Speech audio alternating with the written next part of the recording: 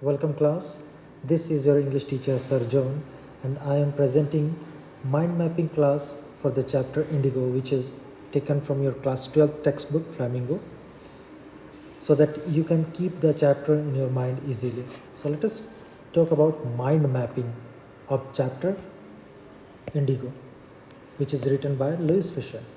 So this chapter, as I have told you, this chapter is an interview between Louis Fisher, who is a journalist, and Mahatma Gandhi. और इस interview में Mahatma Gandhi Louis Fisher को बताते हैं कि किस तरह इंडिगो मूवमेंट, नील की क्रांति शुरू हुई और भारत को किस तरह से आज़ादी मिली.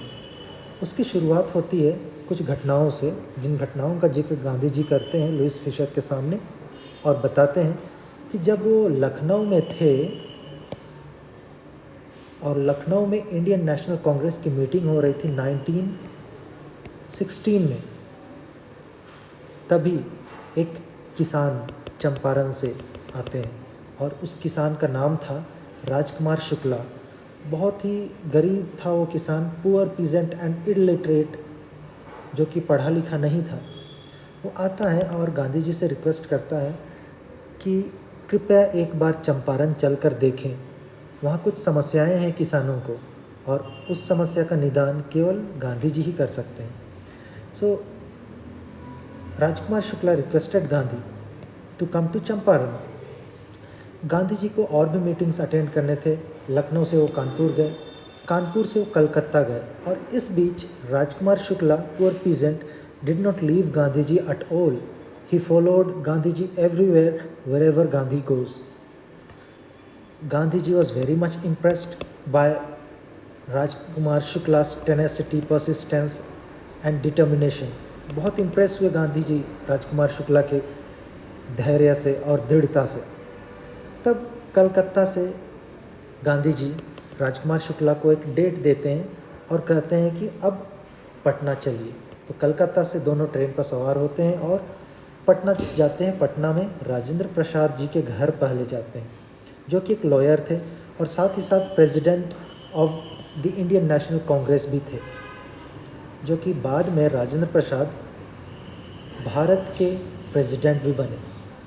वहाँ जाने के बाद पता चलता है राजकुमार शुक्ला और महात्मा गांधी जी को कि राजेंद्र प्रसाद अपने घर पर नहीं है, उनसे मुलाकात नहीं हो पाएगी. एक रात राजेंद्र प्रसाद जी के घर पर रुकने के बाद वो मुजफ्फरपुर के लिए रवाना होते हैं. मुजफ्फरपुर क्योंकि राजकुमार शुक्ला पढ़ा लिखा नहीं था, इसीलिए गांधी जी को पूरी तरह से चंपारण की स्थिति से अवगत नहीं करा सकता था. मुजफ्फरपुर जाने का उद्देश्य यही था कि कुछ और लोगों से गांधी जी को स्थिति की सही जानकारी मिल सके. मुजफ्फरपुर जाने के बाद गांधी जी को कुछ पता चलता है चंपारण के बारे में कि there was an ancient settlement.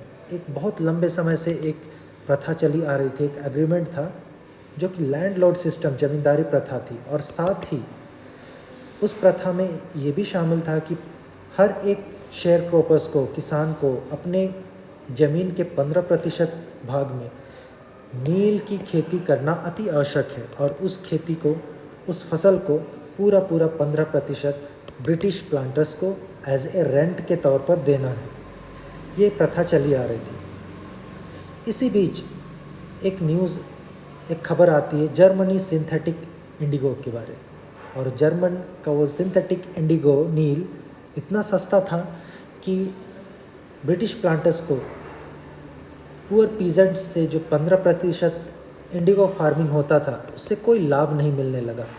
तब ब्रिटिश प्लांटर्स पुअर पीजेंट्स को, चंपारण के किसानों को क्षतिपूर्ति के लिए डिमांड करने लगे. अब जब ये डिमांड होने लगा, गरीब किसान डेमोन्स्ट्रेशन करने लगे, प्रदर्शन करने लगे और फिर विरोध करने लगे. तब इसी वक्त गांधी जी का आगमन चंपारण में अब होता है. चंपारण में जैसे ही गांधी जी पहुंचते हैं, गांधी जी अपने सिद्धांतों के अनुसार अहिंसा और सत्य के साथ में अपना काम शुरू करते हैं. लेकिन उनके काम के बीच में कुछ परेशानियां आती हैं कि वहाँ के जो ब्रिटिश ऑफिशियल्स थे, उनको उनका काम नहीं पसंद आता है और उनको एक नोटिस भेजा जाता है. और उस नोटिस में ये लिखा हुआ था, you have to leave Champaran, आप चंपारण छोड़कर चले जाइए। और गांधी जी उस ऑर्डर को रिफ्यूज़ करते हुए लेटर साइन करते हैं। लेकिन ब्रिटिश रूल में उनके ऑर्डर को रिफ्यूज़ करना एक क्राइम था, दोषी करार दिया जाता है महात्मा गांधी जी को। और चंपारण के कैपिटल मोतीहारी में उनको कोर्ट में एज ए कल्प्रिट अपीयर होना पड़ता है। राजेंद्र प्रसाद को ये खबर गांधी जी देते हैं और राजेंद्र प्रसाद अपने दोस्तों के साथ, जान पहचान और जितने भी सपोर्टर्स हैं, लॉयर्स हैं, उनके साथ मोतीहारी पहुंचते हैं। और मोतीहारी साथ में और कुछ लोग पहुंचते हैं जो कि थे पीजेंट्स, किसान। उनको जब पता चलता है कि महात्मा गांधी जी जो हमारे लिए काम करने, हमें सपोर्ट करने के लिए किसी दूसरे प्रदेश से आए हैं, वो मुसीबत में है, तो मोतीहारी, चंपारण के जितने भी किसान थे, मुजफ्फरपुर के किसान थे, सभी पैदल ही मोतीहारी के लिए निकल पड़े कोर्ट हाउस गांधी जी को सपोर्ट करने के लिए। अब वहाँ क्या होता है, गांधी जी के पास दो रास्ते होते हैं, या तो वो अहिंसा से लड़ाई लड़ें या फिर हिंसा से, क्योंकि उनके साथ पूरी भीड़ खड़ी है, पूरी भीड़ इकट्ठी है कोर्ट के बाहर। गांधी जी चुनते हैं नॉन वायलेंस, और वही उनका कन्फ्लिक्ट ऑफ ड्यूटीज़ माइंड में चलता रहता है। गांधी जी चुनते हैं नॉन वायलेंस को और अहिंसा से, और अपने अंतरात्मा की आवाज़, वॉइस ऑफ कॉन्शियंस, ट्रुथ, सच्चाई और अहिंसा, इन सिद्धांतों के साथ लड़ाई लड़ते हैं, जो कि मानवता की भलाई के लिए और देश की भलाई के लिए होता है। अब ये लड़ाई लड़ने के बाद निश्चय ही गांधी जी की जीत होती है। Civil disobedience, triumph of civil disobedience, Gandhi ji की जीत होती है अपने सिद्धांतों के कारण, बिना खून बहाए। तब गांधी जी को काम और भी करने हैं। वो कुछ टेस्टिमोनीज़, एविडेंसेस कलेक्ट करते हैं, सबूत इकट्ठा करते हैं कि किन किन किसानों का कितना हिस्सा टैक्स में, 15% जो भी लैंड में इंडिगो फार्मिंग किया जाता था, किन किन किसानों का है। गांधी जी को पता चलता है लगभग 10,000 से ज़्यादा किसानों के साथ इस तरह की घटना हुई थी।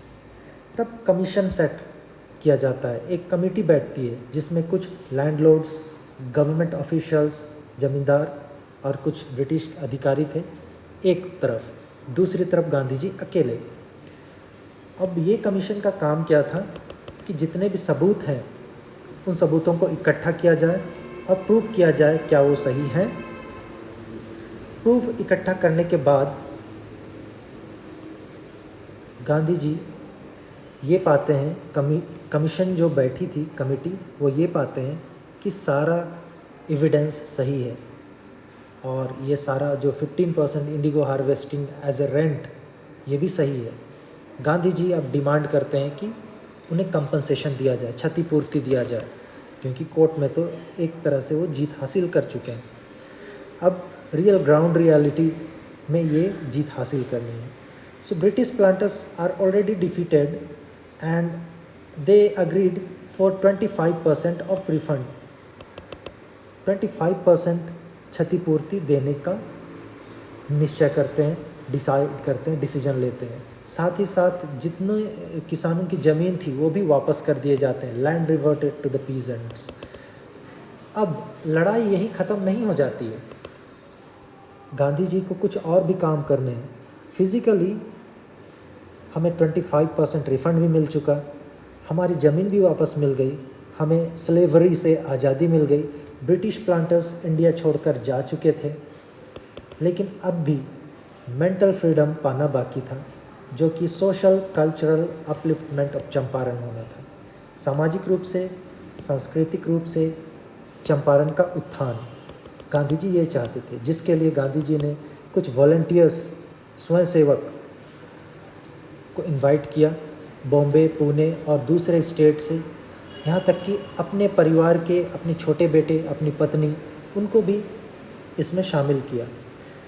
उन्होंने 6 गाँव में प्राइमरी स्कूल्स खोले। बॉम्बे, पुणे, गुजरात से जितने भी वॉलंटियर्स रिक्वेस्ट किए गए थे, वो चंपारण और मुजफ्फरपुर में कैसे साफ़ सफाई रहना, कैसे स्वस्थ रहना है, ये सारी बातों को सिखाने लगे चंपारण और मुजफ्फरपुर के, बिहार के जितने भी पुअर पीजेंट्स हैं. And this was the real turning point in Mahatma Gandhi's life. And in a sense it was a turning point of Champaran, but this was the beginning of the movement towards free India. और यह turning point India के लिए भी बहुत लाभदायक साबित हुआ, जिसमें सारे इंडिया के लोगों के साथ साथ मुजफ्फरपुर, चंपारण और बिहार के किसान, उनको एक चीज़ सीखने को मिला, करेज, सेल्फ रिलायंस और अपने अधिकार के लिए कैसे लड़ना है. करेज, साहस, सेल्फ रिलायंस, आत्मनिर्भरता, किसी दूसरे पर निर्भर नहीं रहना है और अपने अधिकार के लिए लड़ाई लड़नी है. और इन बातों को सीखते हुए धीरे धीरे 1947 तक हमारा देश आज़ाद हो गया. So all this began, this freedom began from this Indigo movement which is written in our chapter. This chapter is very small portion of a book which is written by Louis Fisher, and the name of the book is The Life of Mahatma Gandhi. So this was the mind map class. आप इसके points को आप देख सकते हैं. Point number 1 2 3 4 5 6 7 8 9 10 11, ये आपको Google classroom में मिल जाएगा. और अभी तक जिन्होंने ये चैनल सब्सक्राइब नहीं किया है, वो जल्द से सब्सक्राइब का बटन आपके YouTube में नीचे रेड कलर में लिखा हुआ है, बटन दबा दें और बेल आइकन ज़रूर प्रेस कर लें, ताकि जब भी ये नया क्लास अपलोड होगा, नया क्लास आपको मिलेगा, तुरंत आपको नोटिफिकेशन मिल जाएगा और सीखने में आपको मदद मिलेगी. So I end this lecture. Thank you very much.